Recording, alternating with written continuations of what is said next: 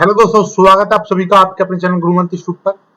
आज का ये वीडियो कक्षा 12 भौतिक विज्ञान का है। भौतिक विज्ञान में हमारा चल रहे थे most important chapter wise chapter. पहला लेसन चलाया था हमने। पहले लेसन के इंपोर्टेंट डेरिवेशन, ये वाला डेरिवेशन और ये वाला दोनों मैंने एक ही वीडियो में कराए थे। कल नहीं देखा तो ये वीडियो जाकर देख लीजिएगा। वीडियो नंबर 1 रहेगा मोस्ट इंपोर्टेंट डेरिवेशंस का। आज मैं आपको कराने वाला हूं गॉस की प्रमेय। लिखिए गॉस की प्रमेय क्या होती है और इसको कैसे सिद्ध करेंगे ये चीज, ठीक है। चलिए तो गॉस की प्रमेय को पढ़ने से पहले कुछ ये गॉस की प्रमेय किस लिए और क्यों बनाई गई उसके बारे में डिस्कस कर लेते हैं। पहले एक टॉपिक आता है वैद्युत फ्लक्स।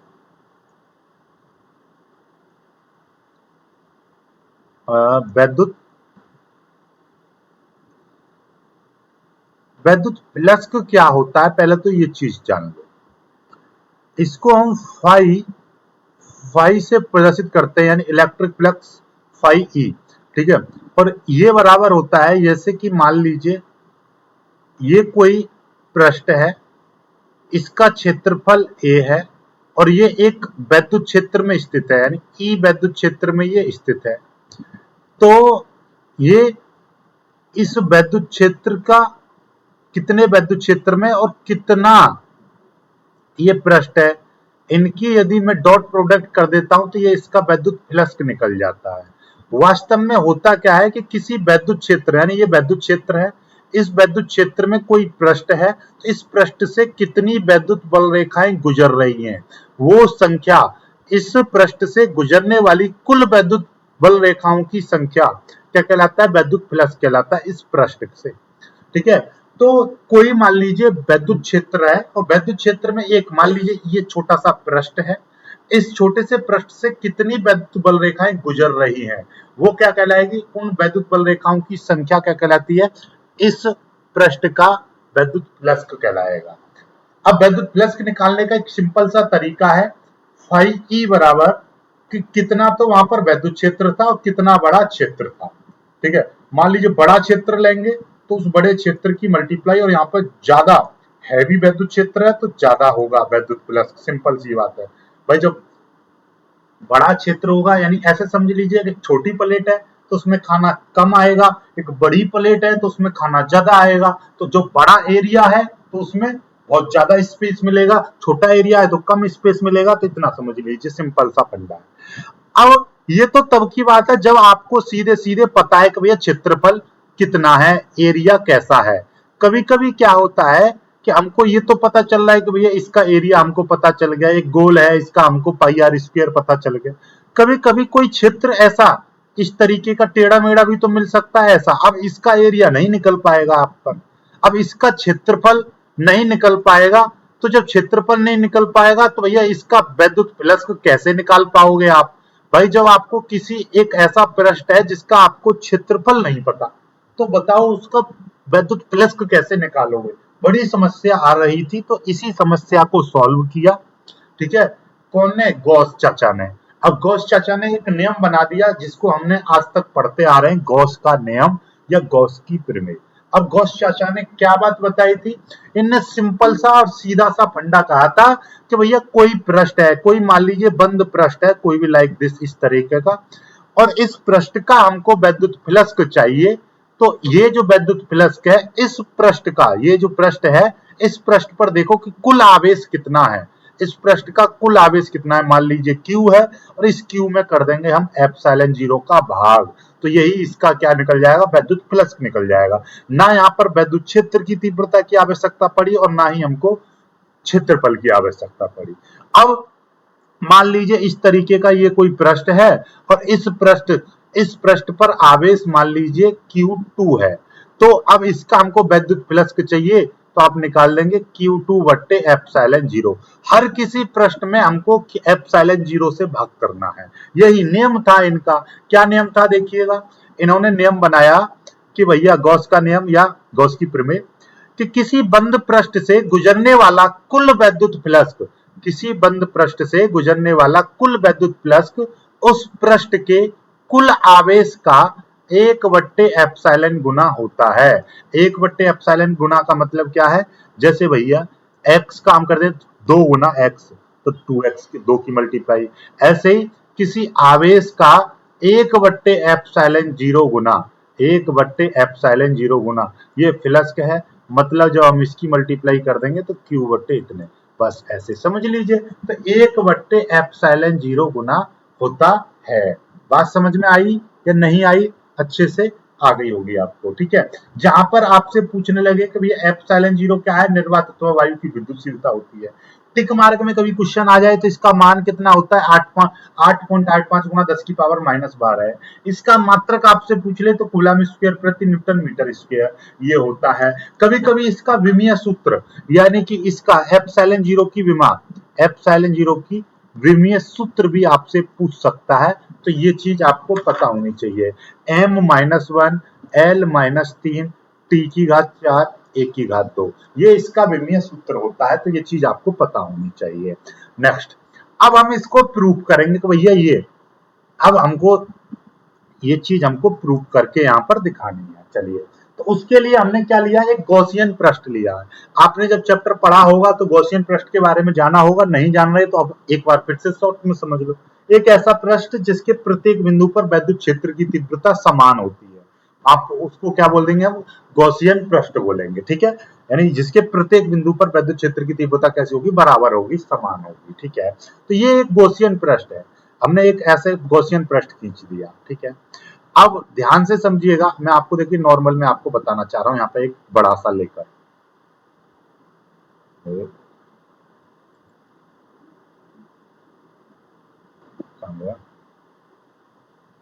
अरे कर्सर,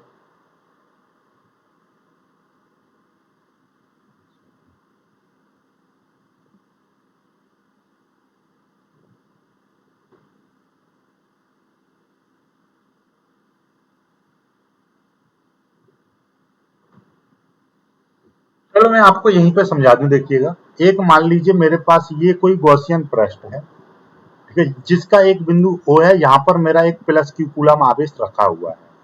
अब इससे r दूरी पर, यानी इससे r दूरी पर एक यहाँ पर बिंदु P है, r दूरी पर एक बिंदु यहाँ पर P है, जहां पर, ठीक है, हम वैद्युत क्षेत्र की तीव्रता वगैरह यहाँ पर काम करेंगे। इस बिंदु P पर एक हम सूक्ष्म क्षेत्रफल dA लेते हैं, ये सूक्ष्म क्षेत्रफल मैंने dA ले लिया, ओके, ये सूक्ष्म क्षेत्रफल ले लिया।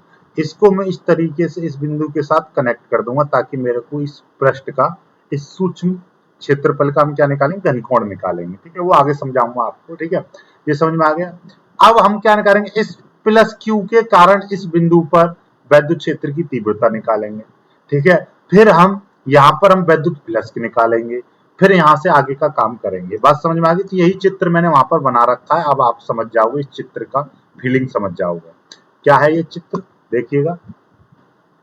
माना प्लस क्यू कूलम आवेश, प्लस क्यू कूलम बिंदु आवेश एक गॉसियन पृष्ठ के बिंदु O पर रखा है। यहाँ पर देखिएगा, अरे गॉसियन पृष्ठ हमने क्या कर दिया, शिट,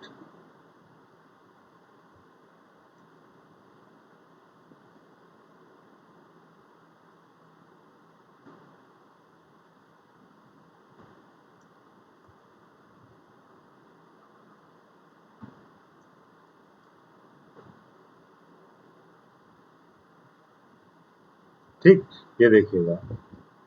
तो ये हमारे पास में एक गॉसियन पृष्ठ था, और इस गॉसियन पृष्ठ के भीतर एक बिंदु O है, जहां पर मेरा प्लस क्यू कूलम आवेश रखा है, ठीक है। इस बिंदु से r दूरी पर एक बिंदु P है, इस बिंदु से r दूरी पर एक बिंदु P है, इस बिंदु से, यानी इस बिंदु से r दूरी पर एक बिंदु P, यहाँ पर ये रहा P, यहाँ पर P है, ओके।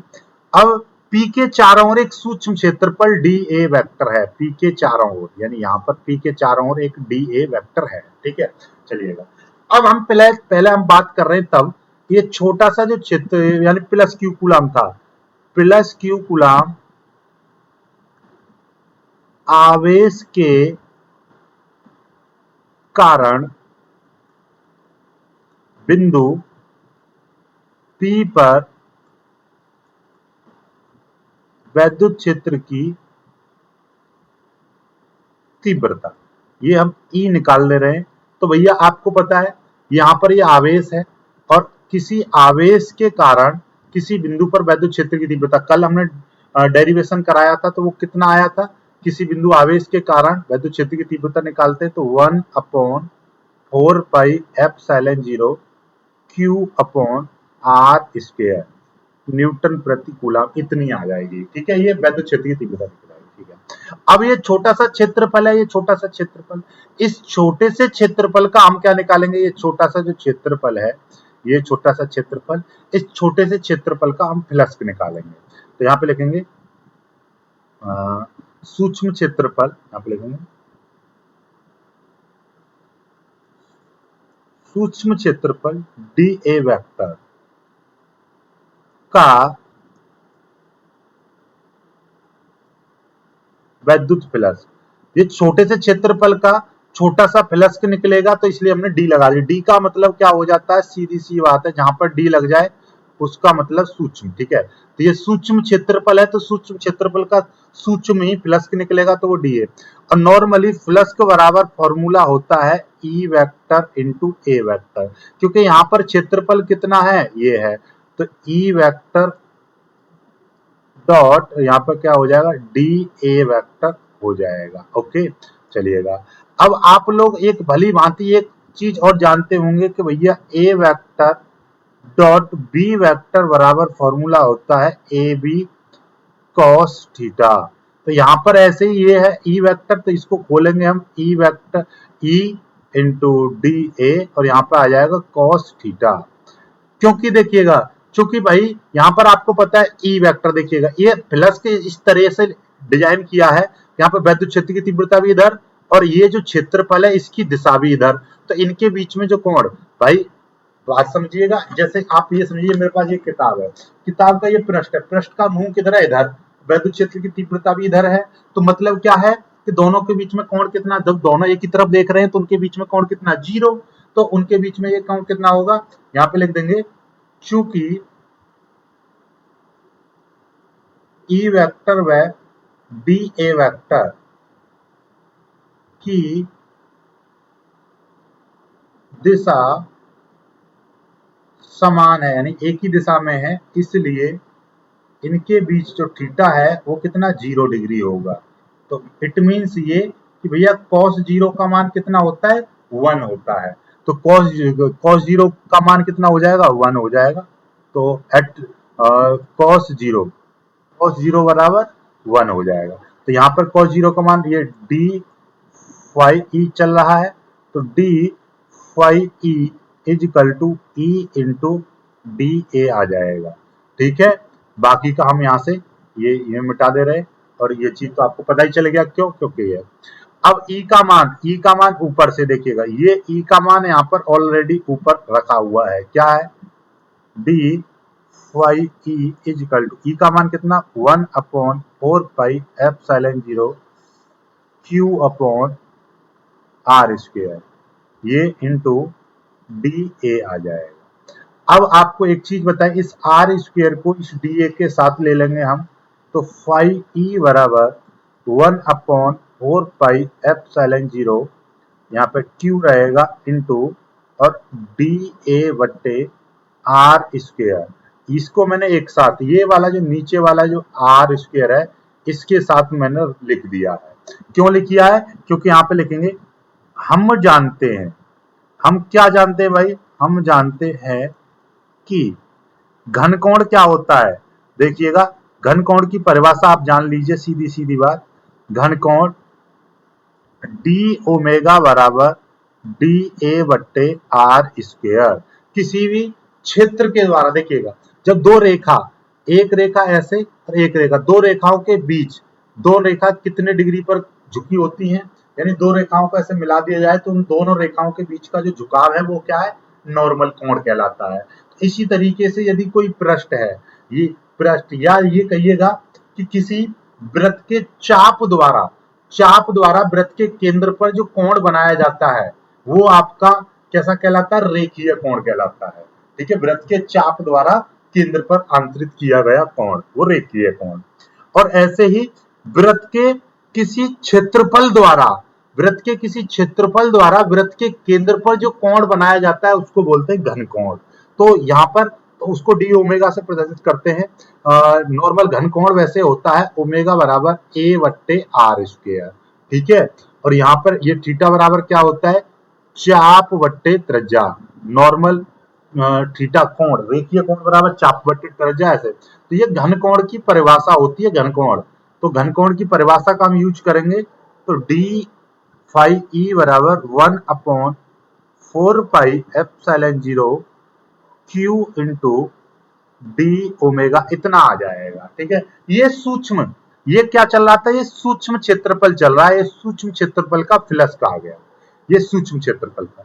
अब मान लीजिए ये सूक्ष्म क्षेत्रफल है, इसका मतलब ये है कि ये पूरा जो गॉसियन पृष्ठ है, ऐसे ही मैं छोटे छोटे और पृष्ठ मान लू, एक ऐसे, फिर ऐसे, फिर ऐसे, फिर ऐसे, फिर ऐसे, ऐसे ऐसे ऐसे करके मैं बहुत सारे पृष्ठ अलग अलग अलग अलग अलग अलग अलग अलग अलग ये बहुत सारे पृष्ठ में मान ले रहा हूं। जब बहुत सारे पृष्ठ में यहाँ पे मान लूंगा तो मैं कहूंगा कि संपूर्ण संपूर्ण पृष्ठ के लिए, संपूर्ण पृष्ठ के लिए, संपूर्ण पृष्ठ की बात करेंगे तो अब यहाँ पर हमारा क्या है, ये जो फाई था ये डी फाई, अब डी हट जाएगा यहाँ पर, तो 1/4 pi epsilon 0 into Q into, और इस डी ओमेगा की जगह पर क्या लग जाएगा, सिग्मा डी ओमेगा, या आप समाकलन डी ओमेगा लगा सकते हैं। संपूर्ण की बात चल रही है। जैसे अब मेरे पास x है, यहाँ पर x2 है, यहाँ पर x3 है, ठीक है। अब मैं क्या कह रहा हूं, ये x बराबर है, अब मैं क्या कर रहा हूं डायरेक्टली सिग्मा x का मतलब क्या है कि x1 plus x2 plus x3 ऐसे सभी x का योग। तो हम संपूर्ण योग के लिए क्या लगाते हैं, हम सिग्मा x या समाकलन लगा सकते हैं, आपकी इच्छा है। तो इसका मतलब यहाँ पर ये सिग्मा जो लगा हुआ है, ये सिग्मा, तो इसका मतलब क्या है कि ऐसे ऐसे ये हमने छोटे छोटे खंड हैं जितने भी, तो ऐसे मान लीजिए ये छोटे छोटे खंडों से मिलकर बना है, तो सभी खंडों का योगफल कर देंगे तो वो निकल जाएगा। और एक संपूर्ण पृष्ठ के लिए जो घनकोण का जो मान होता है संपूर्ण पृष्ठ के लिए, तो देखिएगा यहाँ पे लिख देंगे, यहाँ पे पूरी बात में यहाँ पे एक चीज और लिख दूंगा, यहाँ पे एक चीज और वैसे लिख सकते हो, संपूर्ण पृष्ठ के लिए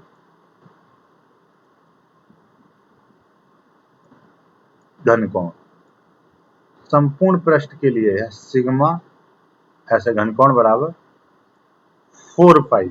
जैसे भाई एक रेखा जो होती है ऐसे घूम जाए तो उसका पूरा टोटल कोण कितना 180 डिग्री बैठता है, ऐसे ही जो घनकोण होता है वो कितना 360 डिग्री बनता है उसका, यानी 4 पाई, ठीक है। यहाँ पर ये जो एक कोण इस तरीके से घूमेगा वो पाई रहेगा, लेकिन घनकोण कितना होता है 4 पाई रहता है, ठीक है। चलिएगा, तो ये 4 पाई हो जाएगा। तो यहाँ पर ये वाली वैल्यू और आगे ले जाएंगे तो फाई ई बराबर 1/4 pi epsilon 0 into Q into इस पूरे की जगह पर क्या आ जाएगा 4 पाई आ जाएगा। अब आपको दिखाई देगा कि इस 4 पाई से ये 4 पाई कट जाएगा, तो फाई ई बराबर कितना आ जाएगा 1/4 पाई एप्सिलॉन 0 इंटू क्यू। यही तो गॉस की प्रमेय है, या आप फाई ई बराबर क्यू बट्टे एप्सिलॉन 0, यही गॉस की प्रमेय है, यही गॉस की, यही गॉस का नियम है, ठीक है। यही तो है कि किसी भी बंद पृष्ठ का जो वैद्युत प्लस है उस पृष्ठ के कुल आवेश का 1/एप्सिलॉन 0 गुना होता है, इतना होता है, ठीक है। बहुत ही सिंपल सा है, ये आप कर लेंगे। कल हम और कराएंगे इसका, छोटे छोटे डेरिवेशनों को छोटे छोटे तरीके से आप करते रहिएगा, कोई दिक्कत नहीं है, सारे डेरिवेशन आपको अच्छे से समझ में आ जाएंगे, ठीक है।